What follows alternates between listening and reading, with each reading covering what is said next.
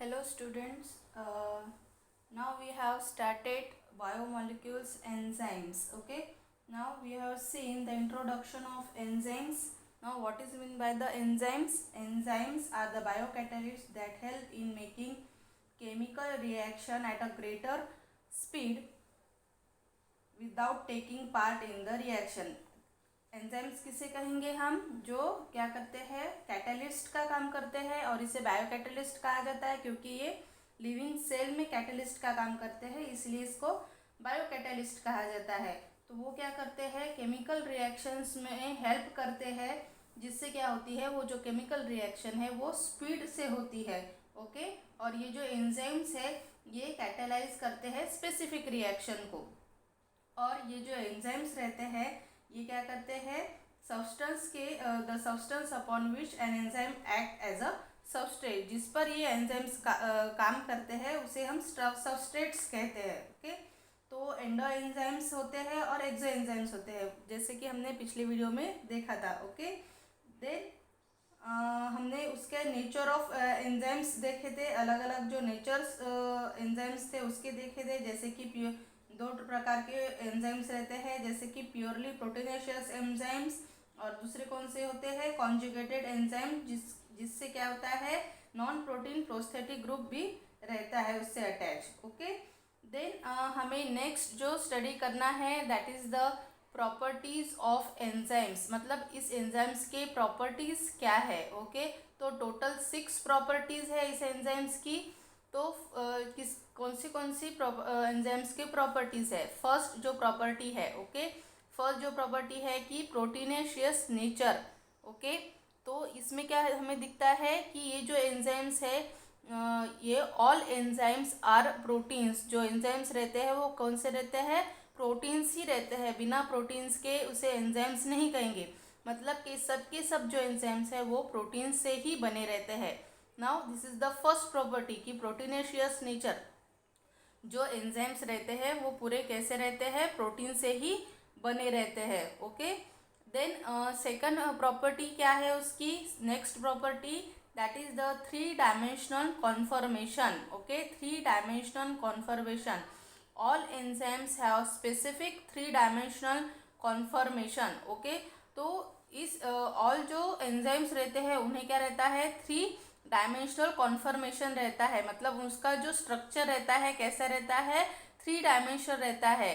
Okay, 3D आपको पता है, 3 डायमेंशन आपको पता है, तो ये जो एंजाइम्स रहते हैं कैसे रहते हैं, 3 डायमेंशनल का उसका स्ट्रक्चर कॉन्फॉर्मेशन रहता है उसका। ओके, तो उसमें हमें क्या दिखता है कि दे have 1 or more active sites और substrate binding site to which substrate और रिएक्टेंट कंबाइन। तो उसमें हमें क्या, इस 3 डायमेंशनल कॉन्फॉर्मेशन में हमें क्या दिखेगा कि इसमें क्या दिखेगा कि 1 और मोर एक्टिव साइट्स रहेंगी, उसमें क्या रहेंगी, एक से ज़्यादा क्या रहेंगी, एक्टिव साइट्स रहेगी, और substrate binding site, active site और सबस्ट्रेट बाइंडिंग साइट, मतलब कि क्या, ये जो एक्टिव साइट्स है ये सबस्ट्रेट से क्या करेंगे, बाइंड हो जाएगा, तो उसी साइट को हम क्या कहेंगे, एक्टिव साइट्स कहेंगे या फिर सबस्ट्रेट बाइंडिंग साइट कहेंगे। जिस एंजाइम की साइट किससे बाइंड होती है, सबस्ट्रेट से बाइंड होती है, उस साइट को क्या कहेंगे हम, एक्टिव साइट कहेंगे या फिर सबस्ट्रेट बाइंडिंग साइट कहेंगे। ओके, जिससे क्या होता है कि रिएक्टेंट कंबाइन होता है, जिससे क्या होता है कि जो सबस्ट्रेट है कंबाइन रहते हैं। Okay, now third property that is the catalytic property. Third property कौन सी है, that is the catalytic property. कि कैटालिटिक प्रॉपर्टी क्या है इसमें। ओके, तो फर्स्ट जो है उसमें फर्स्ट है that is the enzymes are biocatalyst which speed up biochemical reaction without changing themselves. जैसे कि उसकी डेफिनेशन ही है कि जो एंजाइम्स रहते हैं ये बायोकैटालिस्ट रहते हैं, जो क्या करते हैं, जो बायोकेमिकल रिएक्शंस है उसको स्पीड देते हैं और खुद में कौन सा भी चेंज नहीं लाते हैं, मतलब without changing themselves. When reactions get completed they are released. Okay, जब रिएक्शन कंप्लीट होती है तो वो रिलीज हो जाते हैं, बाहर निकल जाते हैं, and once again they are activated to catalyse further reaction. और फिर से वो क्या करते हैं कि अगर उनकी जो रिएक्शन हो गई है कैटालिसिस की, तो उसके बाद वो फिर से क्या एक्टिवेट होते हैं और दूसरी रिएक्शन कैटालाइज करते हैं। ओके, ये रही second catalytic property. Then third catalytic property it is the, तो थर्ड कैटालिटिक प्रॉपर्टी क्या है? Now a small quantity of enzyme can catalyse transformation of a very large quantity of substrate into an end product. तो इसमें third catalytic property क्या है कि जो enzymes की क्वांटिटी है कितनी लगती है, बहुत ही स्मॉल क्वांटिटी लगती है, जो क्या करती है, कैटालाइज करती है और वेरी लार्ज क्वांटिटी, मतलब बहुत ज़्यादा से ज़्यादा सबस्ट्रेट का को कैटालाइज करने के लिए बहुत स्मॉल क्वांटिटी ऑफ एंजाइम्स लगती है, जिससे हमें क्या मिलता है, एंड प्रोडक्ट मिलता है।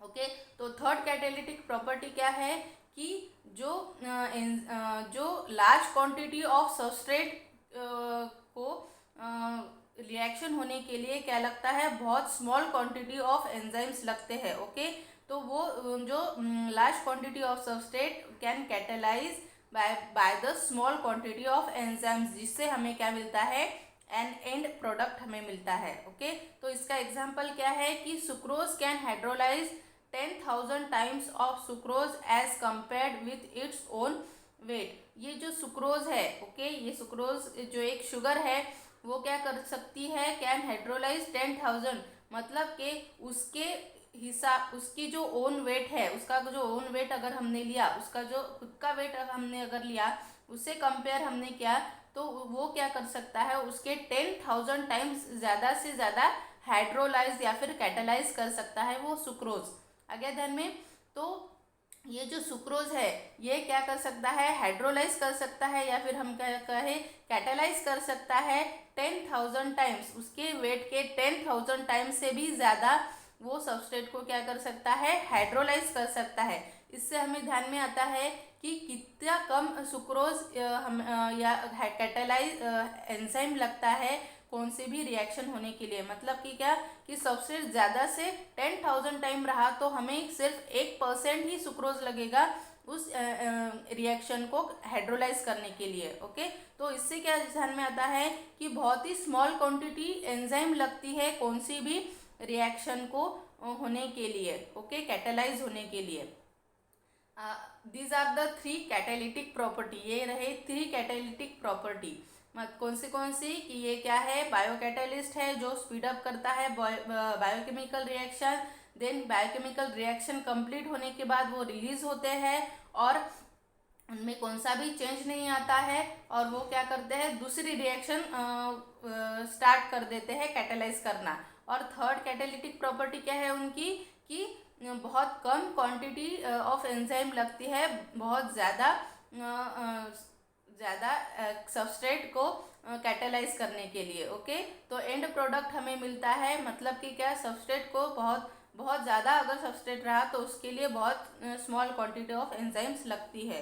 Okay, this is the third catalytic property. Then fourth property that is the specificity of action.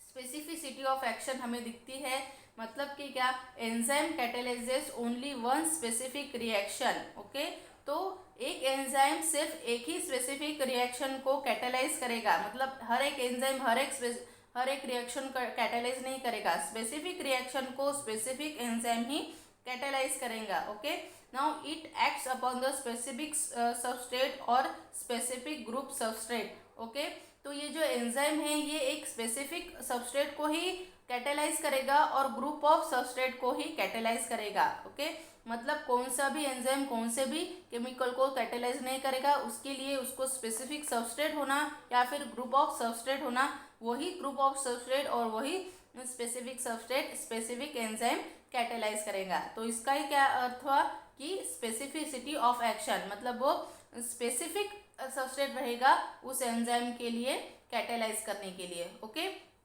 Then fifth property of enzyme it is the reversibility of the action. Reversibility of action, इसका मतलब क्या है कि enzymes are very sensitive to temperature and pH. जो enzymes रहते हैं वो temperature and pH को बहुत सेंसिटिव रहते हैं उसके लिए।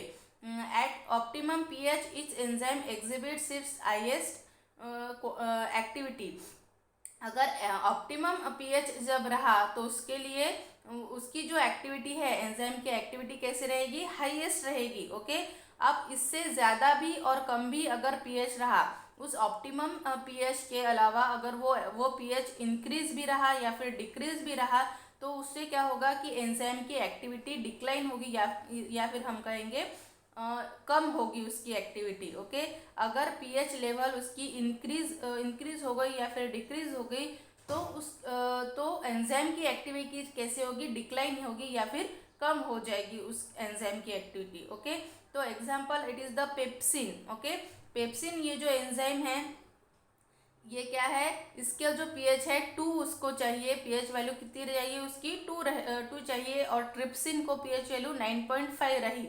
ओके, तो दो both are the protein digesting enzymes, they are secreted by gastric mucosa and pancreas respectively, their optimum pH is different. Okay, तो ये जो बोथ जो एंजाइम्स है, ये क्या है, प्रोटीन डाइजेस्टिंग एंजाइम्स है, प्रोटीन को डाइजेस्ट करने वाले एंजाइम्स है। मतलब कि क्या, प्रोटीन के क्या करते हैं हम, टुकड़े करने वाले एंजाइम्स है।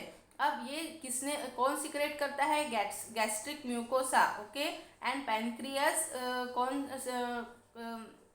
सिक्रेट करता है, ट्रिप्सिन, ये कौन सिक्रेट करता है, पैनक्रियास, और पेप्सिन कौन सिक्रेट करता है, गैस्ट्रिक म्यूकोसा सिक्रेट करता है।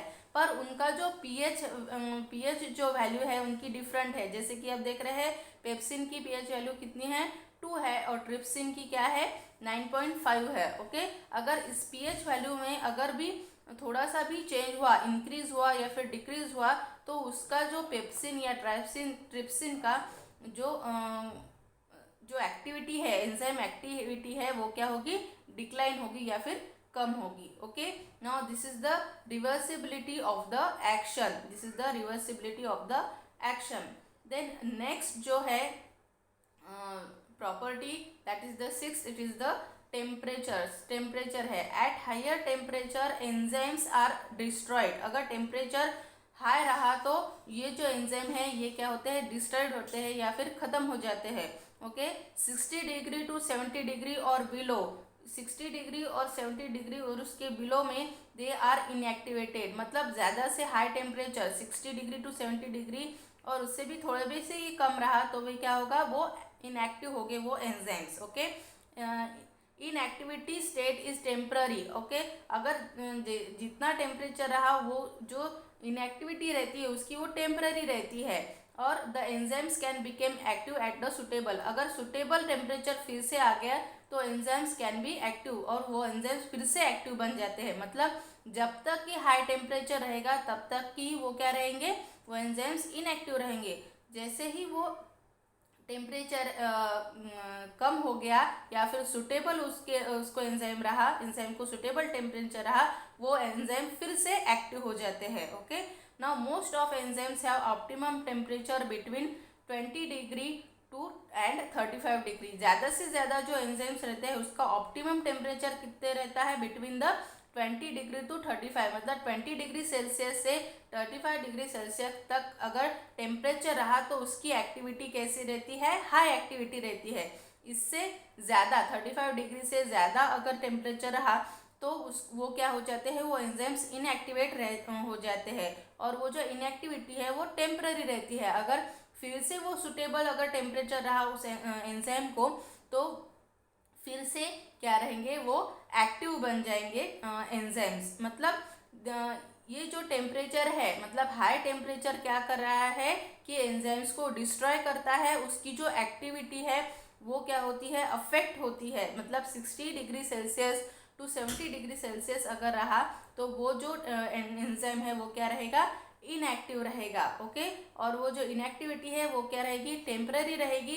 जैसे ही सुटेबल टेम्परेचर आ गया उसमें, फिर से वो एंजाइम क्या बिकम क्या होगा, एक्टिव रहेगा। और उसका जो ऑप्टिमम टेम्परेचर है both most of the enzymes का कितना रहता है, 20 degree Celsius to 35 degree Celsius, उतना वो क्या रहता है, इस रेंज में अगर टेम्परेचर रहा तो वो जो एंजाइम्स है वो क्या रहेंगे, एक्टिव रहेंगे। ओके, इससे ज़्यादा अगर हो गया तो क्या रहेगा, वो एंजाइम्स की एक्टिविटी कम हो जाएगी या फिर वो इनएक्टिव हो जाएंगे. Okay, now these are the properties of enzymes. First it is the proteinaceous nature, मतलब और जो प्रोटीन्स है वो और जो एंजाइम्स है वो प्रोटीन से बने हैं. देन उसका 3 डायमेंशनल कॉन्फ़िगरेशन है. देन उसमें कैटेलिटिक प्रॉपर्टीज़ है, स्पेसिफिसिटी ऑफ एक्शन है, देन रिवर्सिबिलिटी ऑफ एक्शन है, एंड नेक्स्ट है that is the temperature. Okay, now these are the properties of the enzyme. In next video we can see nomenclature of enzymes. उनका nomenclature कैसे है enzymes का, ये हम next video में देखेंगे. Okay, thank you.